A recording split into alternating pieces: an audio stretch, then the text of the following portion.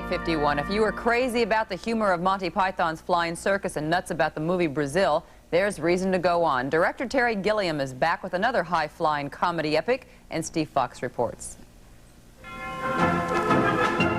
Gilliam is perhaps best known as a cartoonist. In the late 1960s and early 70s, he created the animated sequences for the Monty Python TV series.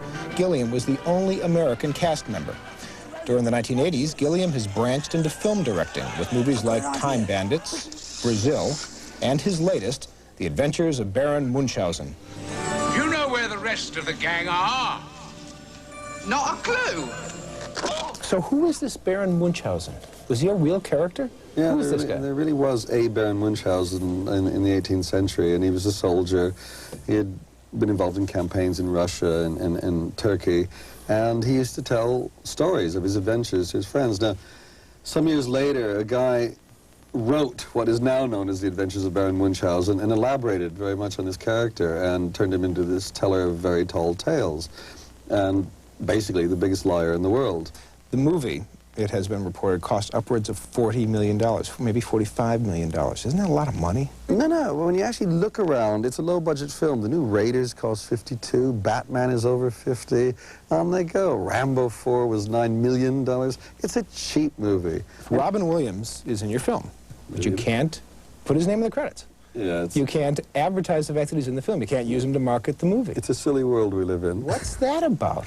Well, there was a time over a year ago, when we were in a bit of trouble on the film, and there was a lot of bad press in the trades. And Robert, Sean Connery had walked out, hadn't he? Well, he hadn't walked out because we rewrote the part totally, and again, to save money. It was money problems and everything. And the trade was having a wonderful field day with this one. And Robin was keen to do the film at that point because he was a friend of Eric Idle's and mine, and his managers thought we were trying to get him in the film to save what appeared to be a sinking ship. And so, to do the deal, we had to agree not to publicize him.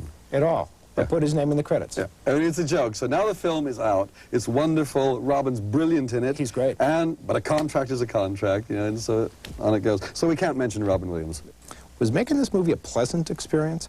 Terrible. It was the worst experience of my life. But what's amazing about the thing, when people see it, they think, oh, it must have been fun making this film, because that's the nature of the film. That's what it feels like. And that's the magic part. You were the only American member of Monty Python. Do you think, looking at all the stuff you've done in your life, that that's the most fun period you've had? No, because, I don't know, it's very hard. They always seem to be more fun in retrospect. When we're doing it, like when we were doing Python, we were churning out a show a week, and I was doing 2 to 3 minutes of animation every week, and that means working 7 days a week. There's a couple all-nighters in that. It's just crazy. Does it bother you that after all the films you've directed, you're still best known for being a member of Monty Python? Well, Python's on television. And television has a bigger audience. I mean, that's the extraordinary thing from when we were doing television. In England alone, a small country, 55 million people, and on Sunday nights there were 12 million people all tuning in at the same time watching Python. And that's really powerful. And when it goes out in television in the States, we're talking about millions of people. When you get into films, you're talking about hundreds of thousands of people. You're already reducing. So I don't think we'll ever get away from the Python label. We're stuck with it. I mean, it made us what we're able to do today. It's all because of Python. So for that, I'm very grateful. And right now it is 5 minutes before 8, and we'll be back right after this from Swanson.